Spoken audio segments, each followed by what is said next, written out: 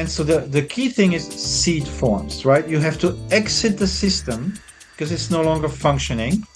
So first you have the people with anticipatory consciousness who see earlier than others that this is no longer working, we need to find something else. And they experiment, eventually start finding solutions. So for example, purgatory, as was an ideological hack that Yes. allowed Christians to lend money. Capitalism, right? Print, double entry book accounting. These are seed forms that were used by the merchants. So you need capitalism before you have capitalism, right? And because the cities in the Middle Ages were independent from empire, they would eventually grow their own world to their image and Hmm. then link with the monarchs to create modern capitalism. So seed forms are key. So seed forms come together, form subsystems, and then eventually become the dominant form. And when the old system doesn't want to move, then you have revolution. Hello and welcome to Transforming Worlds. In today's episode, we speak to Michel Bauwens. He's a Belgian theorist in the emerging field of peer-to-peer, a writer and a conference speaker on the subjects of technology, culture, and business innovation. Michel has founded the P2P Foundation, a global organization of researchers working in open collaboration in the exploration of peer production, governance, and property. He's authored a number of essays, including his thesis, The Political Economy of Peer Production. Today we talk about transforming governance, a subject that is so in line with these liminal times, transformational times we live in. And of course, like many things, a lot of this can be political, but it doesn't need to be, if we look at it through the lens of curiosity, transformation, and possibility. Join me in this incredible episode. I think you will truly enjoy it as much as I did. Tune in. Welcome, Michel, to Transforming Worlds. How are you today? I'm pretty good. Before we started talking, I told you we had a 2 hour ritual to change our spirit house in the house. So we have a building next door. It's rented to a Christian church, the Assembly of God, and they didn't want the spirit house next to their church, so we had to move it. And so my wife, who's a Buddhist, she hired one of these ritual masters. They're not Buddhists themselves. It's more like a shamanistic tradition. And then so they rededicate the spirit house, which has the territorial spirits and the ancestor spirits that protect your house. And there's it took 2 hours. Yes. Um, So, in the and then I spiritual went to eat with a friend. traditions, Yeah, yeah, they yeah. All say, right. as above, so below, as within, so Yeah. without. What is happening outside or in your life have to do with your transformation? Because typically it's a kind of a mirror. Uh-huh. Yeah. Well, I've been in a kind of a bit of a crisis 6 weeks ago around my income actually. Mm. Um, and um, Anyway, so I'm at 90% now of what I needed, so I'm good. But it was a bit challenging, and I've done free curation on the internet for 20 years. And even before that, I had newsletters. I've basically done this all my life since I was like in my 20. Hmm. Um, and it's very hard on social media. I've been shadow banned, and so I lost 98% of my audience, like Facebook and X. Um, and so I really had to rethink, like, what am I doing with my time? Because Yes. I have two kids in university and stuff.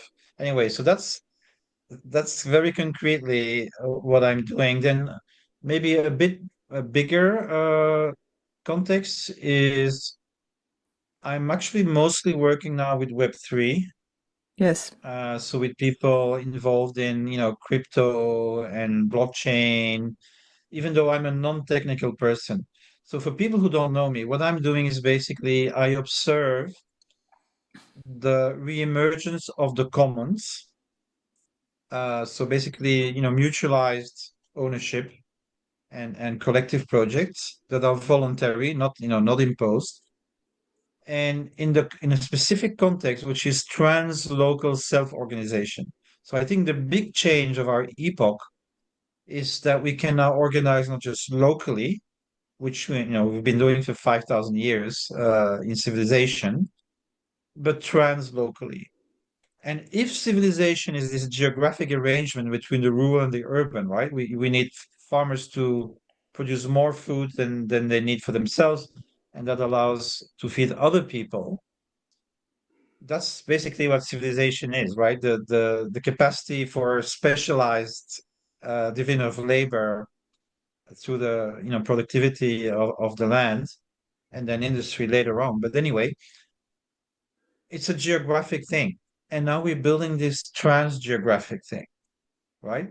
And so one of what I think about is like, how is that gonna work? Like these two things are not the same. They're different logics, and we've never actually had to deal with this. Uh, well, I actually can tell you one thing, in the European Middle Ages, you actually have to see the churches as translocal, right? The Pope is not, apart from the Vatican, which is very small, is not the chief of a country, Mm-hmm. he's a chief of a community of believers. The Caliph was also the head of a community of believers. So there was already something translocal. Uh, and we had these long struggles in the Middle Ages, right? Between the emperors and the Pope, Mm-hmm. right? Yes. So now we have something similar. We have people who are translocal, organizing new ways of creating value, distributing value. And they are also creating, like, there's a whole debate about network states, network nations. Yes. And so I'm interested in open communities. I'm interested in urban commons, but that are organized translocally. So all the people doing permaculture, they have the feet in the mud. They're connected with their mates, very local, but they're connected with the global permacultural community for certification, Yes. for learning, etc. Right? So you have both of these aspects, and this is crisscrossing geography. Like a nation state cannot fully control this. And so I'm also saying that we are creating new forms to organize our world. I call it organized networks with commons, not a corporation, not a state.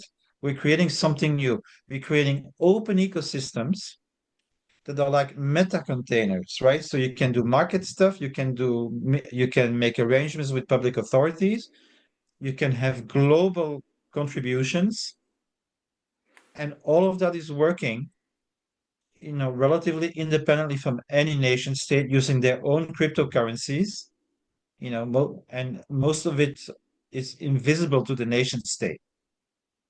Anyway, so that's kind of the So, stuff so I'm much to looking at. unpack also for our listeners. So let's Yeah. take it bit by bit. I make notes and I want All to right. kind of unpack some of these Yeah. concepts. So would you say, based on this idea of translocality, that because civilization, yes, has a logistic and organizational aspect, but there's also a belief system behind it. Would you Yeah, say that absolutely. translocality is carried by a belief system? Is supported by a belief Yes, system? yes.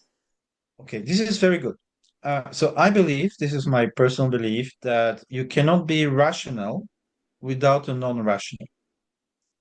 Let me explain this historically, right? So if you're animistic people, if you live in a tribal environment, the people you know are your family.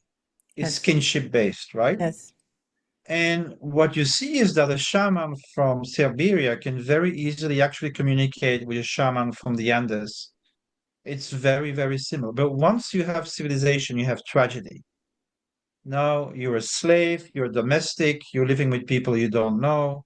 There's war, there's, diseases. And so now life is tragic, and you have to give meaning to that tragedy. And I think this is what religion and civilization is about. Yes. Yeah. So, there's an author, I really like his book. It's called Beyond Civilization from Keith Chandler. and there are more authors with that name. So Beyond Civilization, Keith I Chandler, they go make a note for together. the notes. Yes. So he made a cross. He says you have east, west, north, and south. The east, when they look at chaos and order, they say order is illusion. We have to go Yeah. back to the void, to no order. Mm-hmm. The West is just the opposite. God creates order from chaos. And if you're a believer, whether you're Christian, Muslim, or Jew, you have to put more order in the world. You have to help God create order, right? China has a balance, yin and yang. And the Aztecs lived in a very tragic world where they had to offer Mm. blood Yeah. sacrifice Yeah. just to keep the world going. So, so, and we can only be rational about this, right? This gives meaning, cultural meaning to our lives. It's like in mathematics. Without axiom, you cannot have mathematics. So we can only reason from this prior frame that is, even if we're atheistic in the West, we have 2000 years of Of framing, narrative. you Yeah. know, we have ground motives that are 100% Christian. Yeah. Anyway, so that's the departure point. Then I want to introduce another author, and sorry, I read a lot, so No, I we will use add other all people's of the authors ideas. go on the Yeah, show yeah. notes. So for the So people listening, yeah. right, so this is his name is Kojin Karatani, and he wrote a book called The Structure of the World, The Structure of World History. And he Mm-hmm. says, okay, you have mode A, kinship-based societies with gifting and commoning as the main value exchange. Then we have civilization with states, he calls it mode B, and markets mode C. But humanity is genetically primed to live in mode A, and so we suffer under mode B and C, and we always want to go back to mode A, right? And so you want to recreate mode A at a higher level of complexity, which he calls mode D. So the Mm. first expression of these were the world religions, right? So you have to imagine a civilization is warriors, they're brutal, they conquer, and they would tend to have the same behavior internally. So you need a Yes. religion, Yeah. you need the priests to bind both the rulers to a higher purpose. So that a knight, a Christian knight, has to protect the orphans and the widows, right? So that's the role of religion in a civilization. It has to soften so that internally the ruling warriors don't start raping everybody inside, right? Um, and so religion always started as a protest against the brutality of civilization, but eventually get, absorbed and create a new civilization, right? So you're probably aware of what's called the Axial Age, so this is Yes. Yeah. 600 BC, right? Buddhism, Taoism, Greek philosophy, Hebrew prophets, they they all emerge at the same It's time not a to create coincidence. ethics, to create Yes. ethics for power, right? Mm-hmm. That's the thing. Yeah. So when we become secular in the West, we move to mass social movements. What we actually do is we horizontalize transcendence, Yes. right? So Yes. we say utopia is now in the future. It's not heaven, it's in the future. And if only we organize ourselves, we can create utopia on earth. And whether it's liberalism, socialism, Marxism, they're moved Again, by also not a coincidence in the time in terms of the co-emergence. Yeah. right. We can criticize Marxism and the systems that Yeah. sometimes created a lot of brutality, but we have to remember they were moved by a dream, which was Yes. the Yeah. universal brotherhood of all working people. Mm-hmm. Just as Christians were moved by an idea of the brotherhood, with Yeah. the same belief in a God, right? So what is it today? This is my contention, right? My contention today is that those things are dead in a fundamental way. I'm not saying they're fully dead. They still have religions and they still have vast social movements, Yes. but they're no longer really believable as ways to recreate that mode D. And so now we are in the epoch of constructive networks. People want to create utopia. They are creating it right now by creating these translocal networks. They're infusing. So Web3 in a way is a belief, Yes, yes, I It's think so. And that's what the their origin thesis. of You the know, question. it's Bitcoin, blockchain. It's not just the currency. No. It's they're betting on a future. Yes.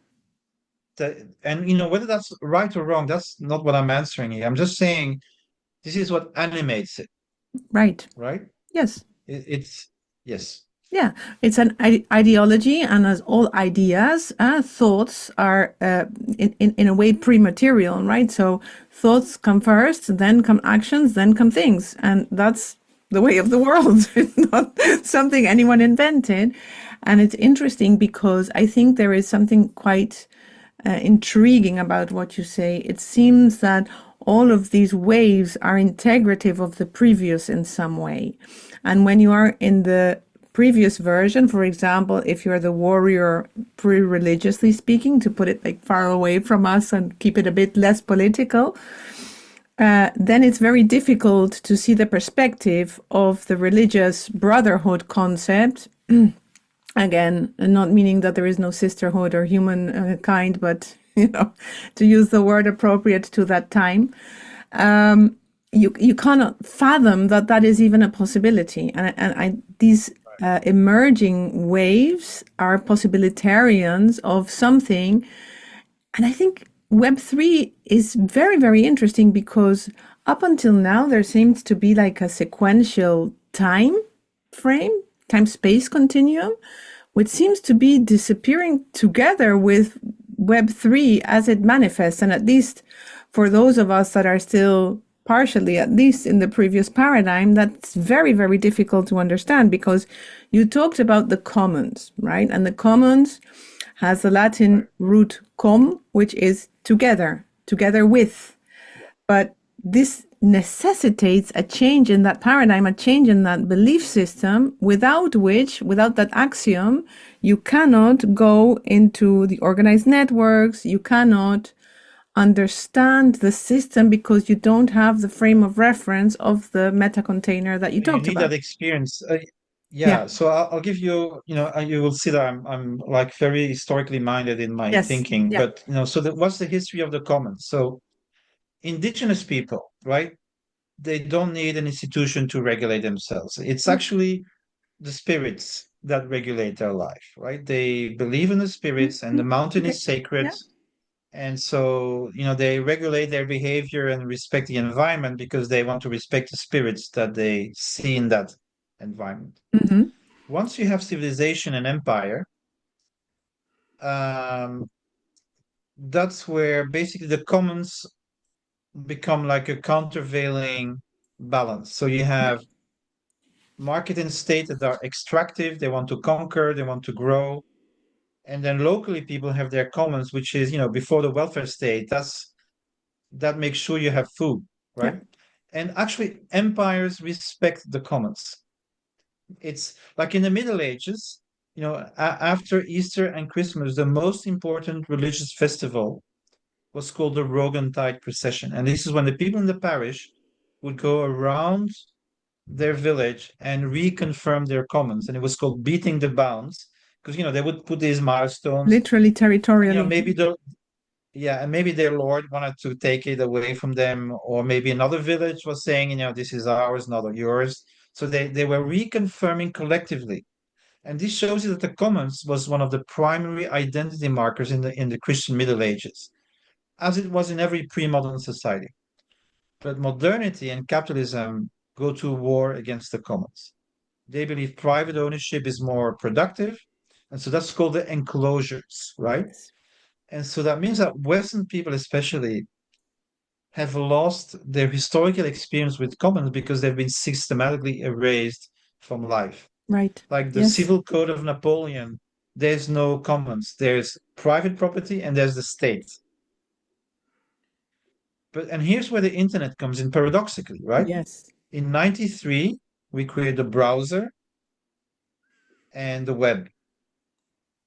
And this means that people can share knowledge from then on translocally. And so the commons come back through that back door. And people start, oh wow, we can collaborate without market. Oh wow, we can collaborate without the state telling us what to do, right? and this is a bit paradoxical, is why the digital generations are maybe more commons friendly now, because the physical instantiations of the commons have largely disappeared. Like the co-ops. Actually, in Holland, where you come from, Yes. or where you are now, has a very strong cooperative tradition. But where is it now? Yeah, but It's there no is longer, also a tension there, right? Because yeah. typically this cooperative tradition comes from a common enemy. But when everyone is disempowered, everyone is nothing matters anymore because literally matter, the commons are no longer accessible. Everything stops mattering, so there is no common enemy, and then the sense of meaning, the sense of purpose, the sense of co-creation and aliveness and vitality and being co-shapers is lost. And then there is no point in collaborating. People don't see it, and I think that Well, this is the but also because utopian we don't need it. avenue. Yeah. Yeah. So I think there's a paradox to the welfare state, right? Which is,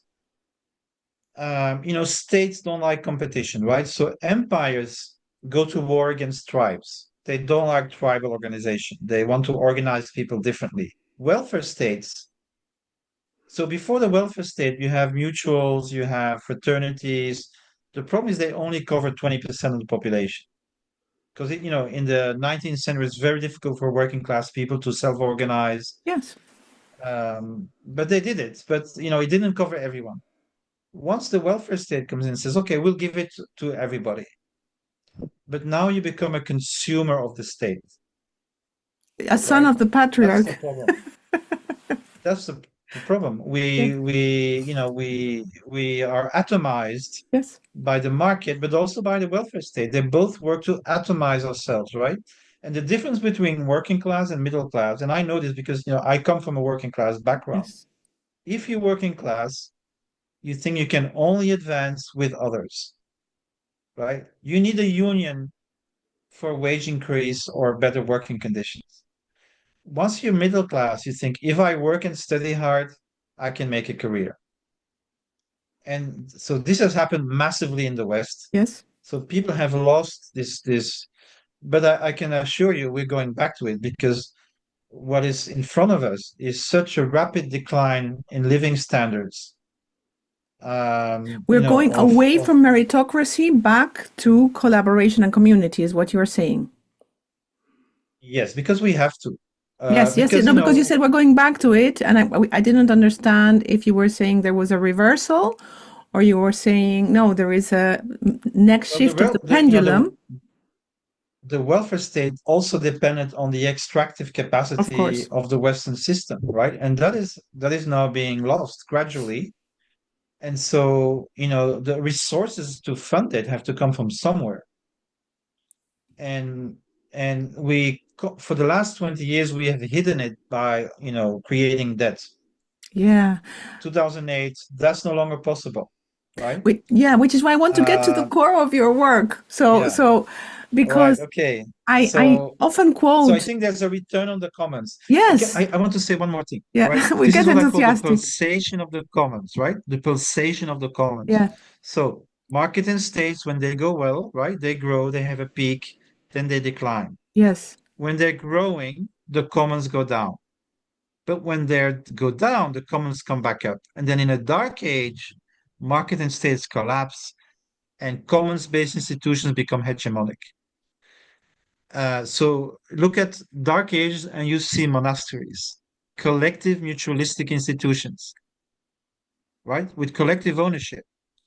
And they restart the civilization. And I would also tell you that, consciousness changes in Dark Ages. The mode of consciousness only changes in Dark Ages through bifurcation. Because when you see like the late Roman Empire, corrupt, hedonistic, when that collapses, people become ascetic, right? They react away from what was. And that creates the basis then for a new civilizational Questions. system. That creates the So I basis call that for the pulsation questions. of the commons. Yes, Yeah. yeah. I call that the quest for questions. So it's going to be the Yeah. last thing we're going to discuss today when we get there, because before there is again some amazing things that you have been sharing with us. And that's why I want to get to the core of your work, because transformation, it doesn't, like everything else, starts at the beginning. Transformation starts at the end. And this is a very Right. unconventional idea, but transformation starts at the end of what we know. And only when we can let it collapse, then something else can form. That's why form Right. is inside of the word transformation, because it's across form so that a new form Yeah. can emerge. And I always quote my best, most beloved, I would say, definition of design, which is the work that I do, is a definition by a gentleman who was called Herbert Simon. Herbert Simon was the dean of the Carnegie Mellon School of Design in the US and one of the early proponents of AI. And he said to design is a human talent, not a craft. To design is to transform existing conditions into preferred ones. So not just changing, but preferred ones. And this necessitates deepening preferred for whom and for what. Yeah, because otherwise you design on the wrong design principles. Now, if you connect those two things and we look at Web 3.0 and all of the governance systems that are translocal and therefore as transparent as we know so far. Maybe there is something else, but we don't know yet. It's a combination of these two things. It's a combination of discomfort, disruption, not wanting something, and the ability to create a preferable solution. Can you guide us through Web 3.0 and this new paradigm shift to understand how it came to be? What is the tension that caused it to be born? And what is the inertia, the impetus that keeps it moving? So I'll do it in three steps. First, I want to give you like a what I believe is the process of transformation in a Yes, civilization, right? So the first phase is the disintegration of the narrative and integrative capacity of the existing institutions, either because they no longer have the matter energy to maintain it. That's what happened to Rome, yes, or because there's a new technology that is more able than they are to integrate it in a new way, and they can't change. So that's what happened with the Reformation. yes, The print caused the Reformation, the collapse of the Catholic yeah, medieval order, right? So, and you can either go down, like have a dark age, or you can go up in a higher level of complexity. That's what actually happened after the Reformation. The nation state was the reintegration of European society away from religion, which is marginalized to the private sphere, and instead came capital, nation, and state, hmm, right? As a new three-in-one to maintain a new stability, and that's the one that is disintegrating right now. yes, Okay, so disintegration creates fragmentation because the narrative is no longer being maintained. Everybody fragments. Fragmentation creates polarization. So pagans against Christians, Reformation against Catholics, Taoists against Buddhists, or Confucianists. And basically now I think the culture war is an expression yes, of this, yeah, you know. So the solution is not in that conflict. The solution is in a new mix. Like St. Paul, he was not a zealot, he was not a Herodian, but he created a new mix that would become Christian civilization, yes, right? Okay. Um, and so the key thing is seed forms, right? You have to exit the system because it's no longer functioning. So first you have the people with anticipatory consciousness who see earlier than others that this is no longer working, we need to find something else. And they experiment, eventually start finding solutions. So for example, purgatory, as was an ideological hack that yes, allowed Christians to lend money. Capitalism, right? Print, double entry book accounting. These are seed forms that were used by the merchants So you need capitalism before you have capitalism, right? And because the cities in the Middle Ages were independent from empire, they would eventually grow their own world to their image and Mm-hmm. then link with the monarchs to create modern capitalism.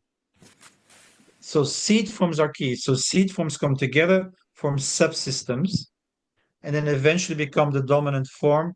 And when the old system doesn't want to move, then you have revolution. That's, when the kettle is, the pressure is increasing. If the old system is not flexible enough, it will you'll have a political or social revolution. But that's at the end of the process, not the beginning. It's very important. Okay. So let me give you one historic analogy, right?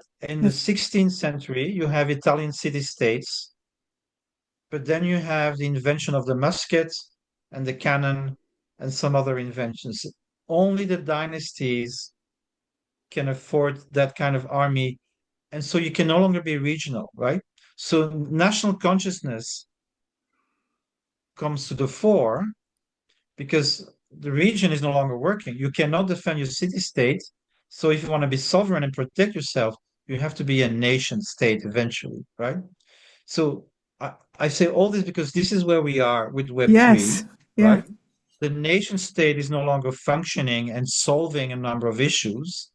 The international state system is not working.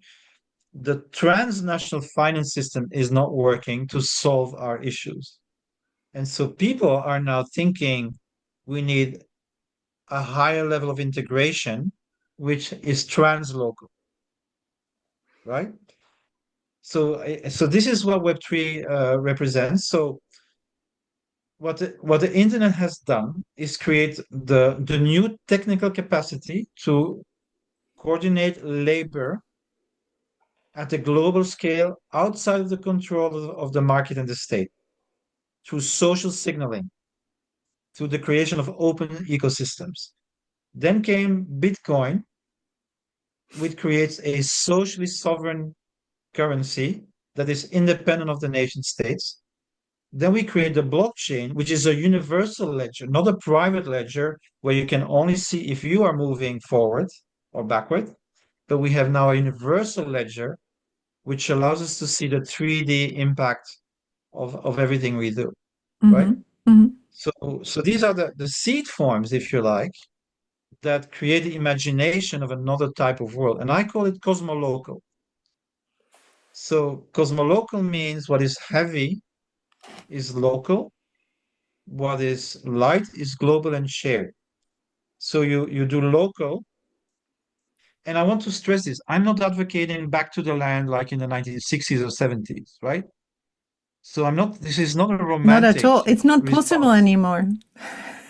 Yeah, this is Even if you, about de-risking supply chains which yeah, are breaking down. yes, This is about learning to live within material and energy constraints and actually knowing what they are. And this is about using a high tech to make things locally.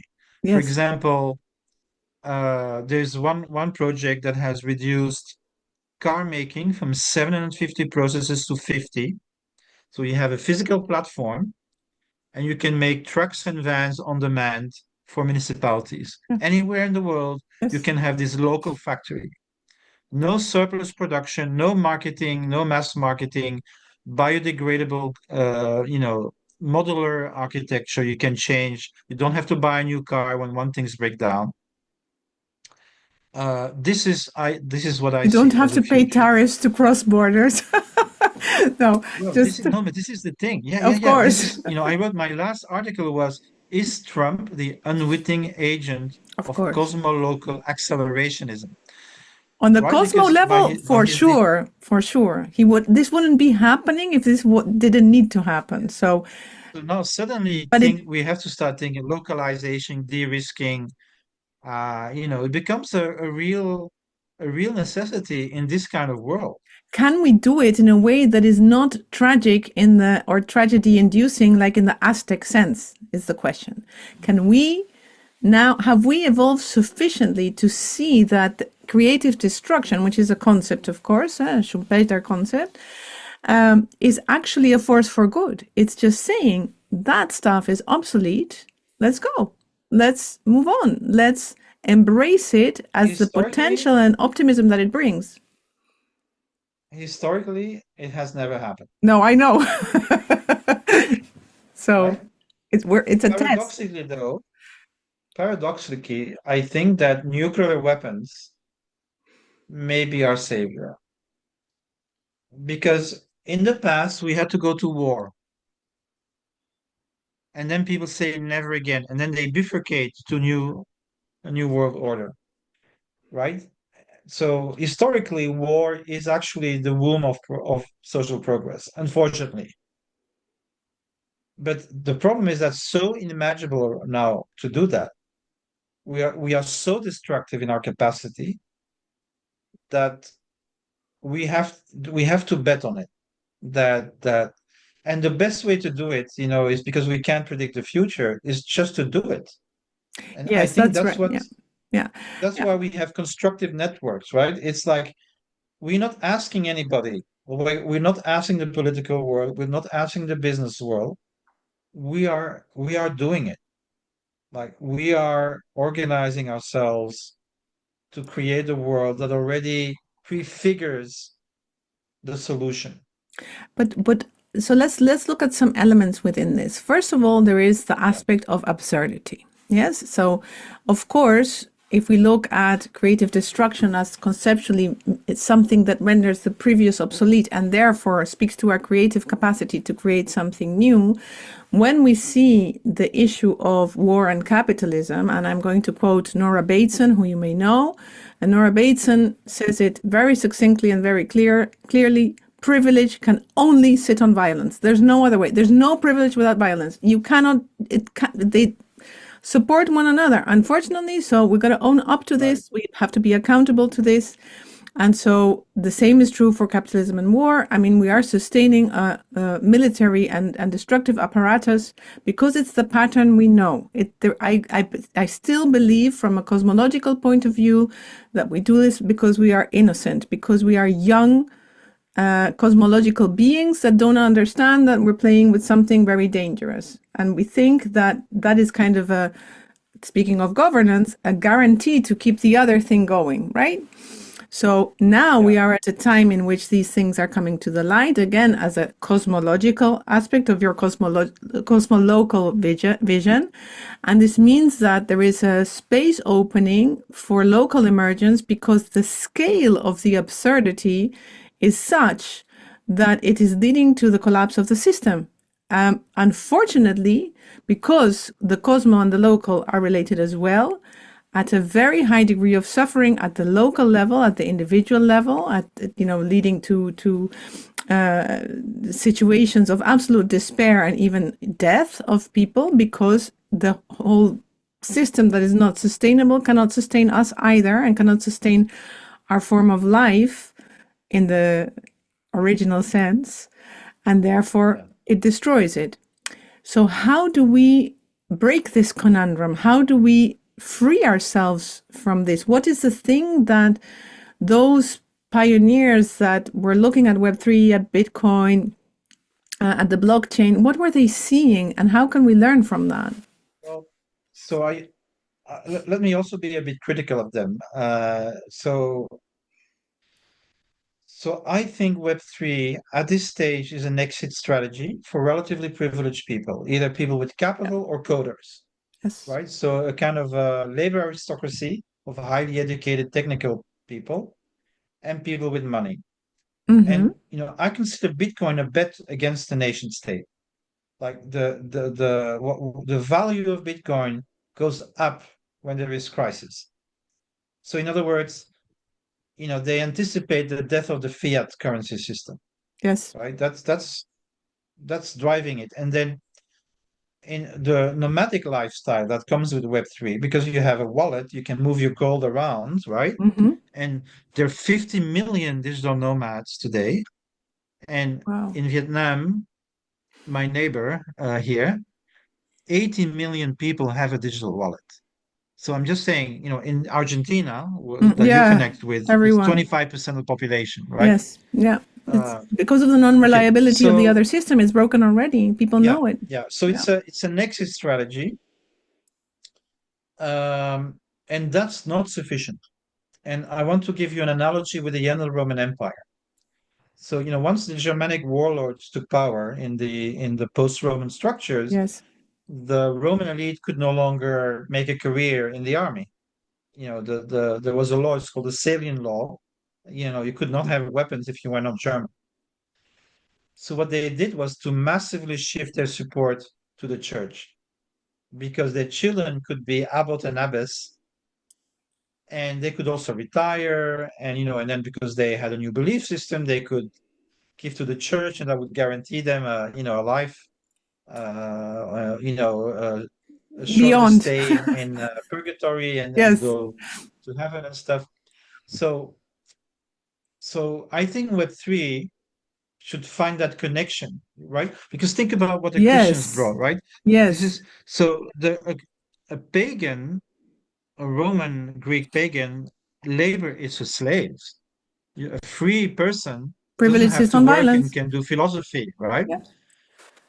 But the Christian, which is originally a proletarian movement, right? It comes from the bottom up. These are people saying ora et labora, right? Mm-hmm. Work and pray, and they believe in bodily resurrection, which means that matter and spirit uh, are equally sacred, Yes. right? And so, what are they doing?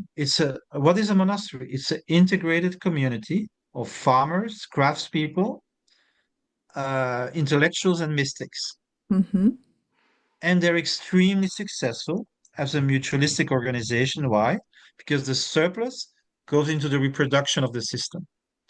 So Saint Benedict, in Rome, in Italy, they had no food because the food came from Egypt, and Yes. they lost Egypt, so they only had wine and olives. Mm-hmm.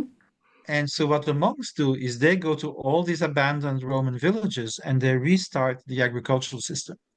And the Cistercians did the same in the 10th century for the whole of Europe. And the way they worked was if they had like 64 people, they split in two, like bees, right? That's how they scale, Yeah. like just by reproducing these cells. A brilliant system. And they recreated the potential for new civilization.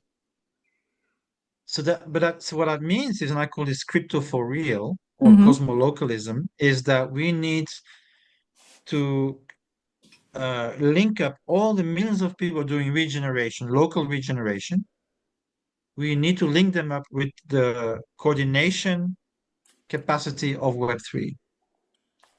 Yeah, and I think that that's And that's so yeah, important in the reinvention. So I am a certified board member in the Anglo-Saxon model, which to you may be known, but for our listeners, in the Anglo-Saxon model, any entity that is registered in a chamber of commerce, so any company or organization, has the rights to remain alive, like a person. So when you are in the board of such an organization, your objective is to continue the life of that entity, of that business. And this is, of course, at the detriment of the people working in it. I mean, right, we know, right? It's on every news headline that you read, and even the comments that you hear from your neighbors when you go to the bus stop, who are lamenting themselves right, that they are sacrificing their life to organizations or corporations. So I think that the brilliance of Web3 is in understanding that the crypto for real, as you call it, is real. It's based on our subsistence, on matter, on the fact that we do have a body and not just a head, and that right, being present and alive in the day to day is ultimately conducive to thriving and life as a total result, as opposed to the zero sum game in a capitalistic model that says, no, no, no, the objective is that it kind of implodes because there's a maximum yeah, attainable. And this shift in mindset is a governance aspect, is a organizational, civilizational, as you called it, right, aspect that requires new fundaments. In this podcast, we would call those design principles. If you build something on the wrong principles, then what you're going to get is what you designed for. And so the same Right. is true here.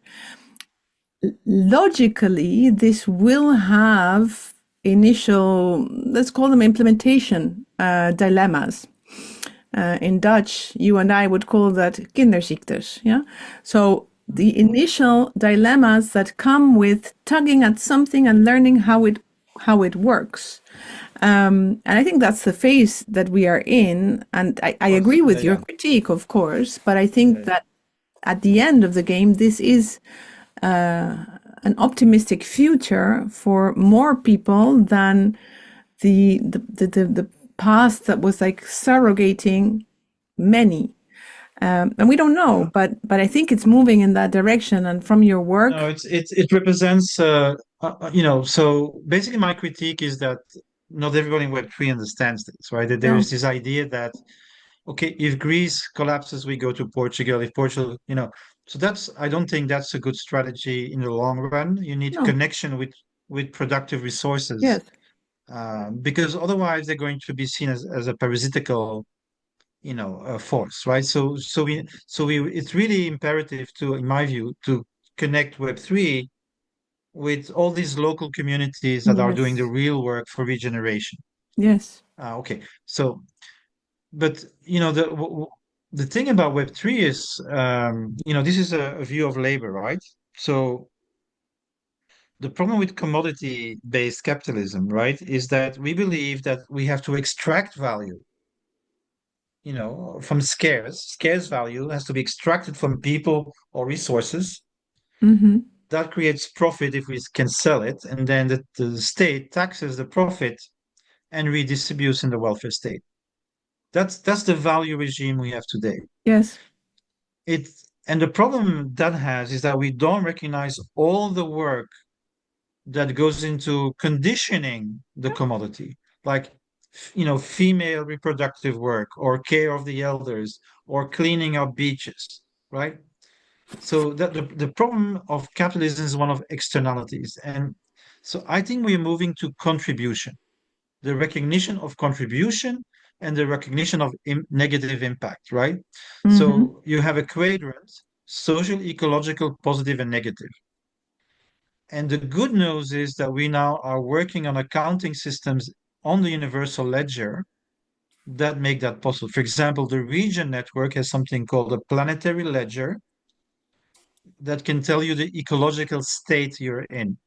So anything that you do with your business, you have 36 metrics. Mm-hmm. We tell you the impact that you have on your environment, right? We never could. So this is different from, you have a ledger like from a corporation, that's kind of abstract. No, this is like as you are doing it, Yes, you are correct. you have Yeah. context-based sustainability, right?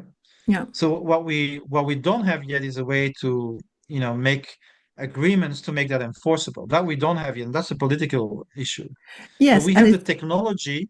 We have the technology to create 3D universal accounting for ecosystems, collaborative ecosystems, where we can actually see matter and energy flows and we can recognize contributions. And what is so good in Web3, it's called public goods funding, is that they can fund their own commons without the state. So what happens is they basically tax themselves, right? So you use like a network for payment like Optimism. You have a fee and the fee is doubled and that double goes to Gitcoin. And then Gitcoin has calls for public goods infrastructure. So they're funding their own common infrastructure outside of the vision of a state as an mm-hmm. exterior agent. Yes. And So that, it's there's being an enormous amount of innovation in there that is going to be the building blocks of this new civilization. So I hesitate between fourth civilization and post civilization, but that may be another I discussion. no, I But think that's a good dilemma to have because in the end, what all of this is signaling is that these emergent forms of governance are iterations, are us learning. But what is different is that One might say that our forms of governance in a capitalistic system are constructs. I remember I come from a family of medical doctors, and I studied my bachelor's degree was in business administration, and my parents said that you studied that at university. I said yes. So there's a faculty for that. Yes, economics. I said, oh, but this is not a science. My parents said, because science for them is phenomenological. It's never a construct. It's not like the social sciences for them were like very difficult to understand from their training and their perspective. And I think that that contrast is also happening now, where we are understanding that science and the scientific endeavor of learning, which has brought us a lot, it's brought us so many good things. So that's why we are in a different level of understanding now, has become mechanistic, fake. And what these systems are doing is they are proving themselves de facto in the value that they are contributing to their own community that they are trying to serve. And therefore, we are coming to a more organic way of organizing. And I mentioned Nora Bateson. Now I'm going to mention her father, Gregory Bateson, one of the founding fathers of cybernetics.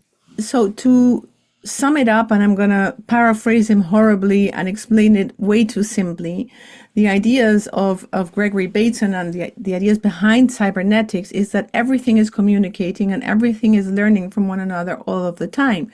And in this closed system where things are continuously in communication, what works thrives, and what doesn't work dissipates, disappears, collapses, dies, and becomes compost to the things that are thriving.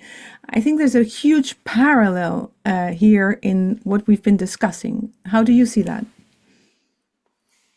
Yeah, I think these new systems are basically enormous experimentation engines, right? Yes. So the difference, let's say like the left-wing paradigm of social change, which I know very well. I was a long time participating in that part of the ideological spectrum. Yes.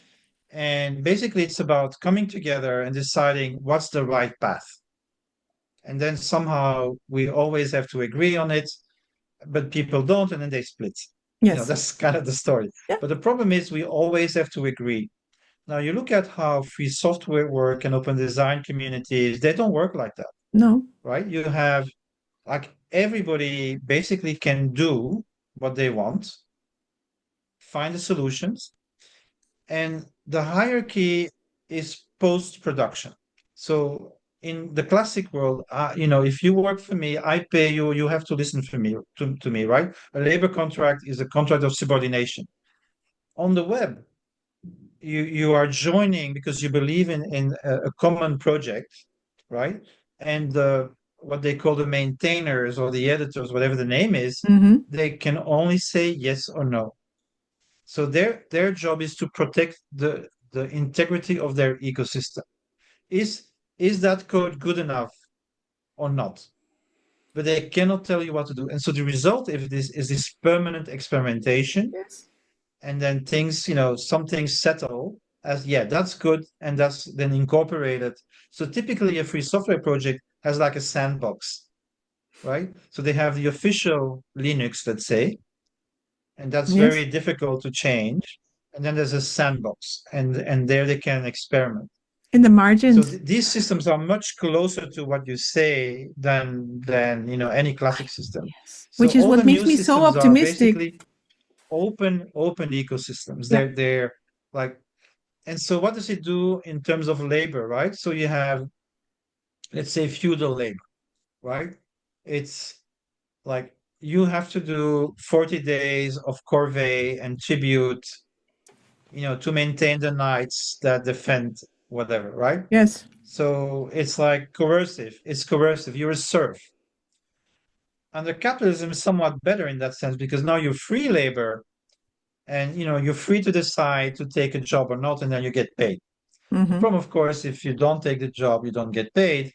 And a lot of people, actually 4 out of 5, this is studied in research, and you probably know more about this than me, they're doing jobs they don't like.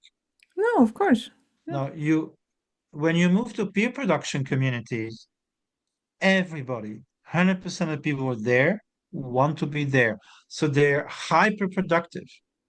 They're they're constantly innovating. There was an event in Chiang Mai where I live, which was amazing, I think. So we had 12 pop-up villages. So you have to imagine it. 50 million digital nomads. It can be lonely, right? Because you're moving around. How do you make friends? How do you build a culture? So their response has been to create temporary villages. So I went to one, 2,000 people, 10 events per day for a whole month. Like imagine the amount of learning that takes place in a concentrated fashion from people all over the world who are there voluntarily to learn from each other, right? So why do we live in cities? Because cities have high network Yeah. capacity and so high innovation. Now we have these temporary cities, right? And in Chiang Mai, they decided to confederate. It was amazing. 12 villages confederating was called the Chiang Mai Archipelago. So instead of 10 events, we had like 50 events per day. And the amount of collective learning, of culture building or friendship creation. And so now we're ready for something new, and I call this the oasis, right? So instead of having only temporary villages, we should now be building, like, in the desert or in Polynesia with the islands, we Mhm. should build oases where the nomads can actually settle down. But we have to go a step further. And I talk about everywheres. So you have the bioregional guild, right? All the people doing local work to regenerate and develop their territory. And then you have the everywheres, and there are digital nomads who know the network, who know the tools, who have been to different places, and they can inject, their learning and innovation in the local, right?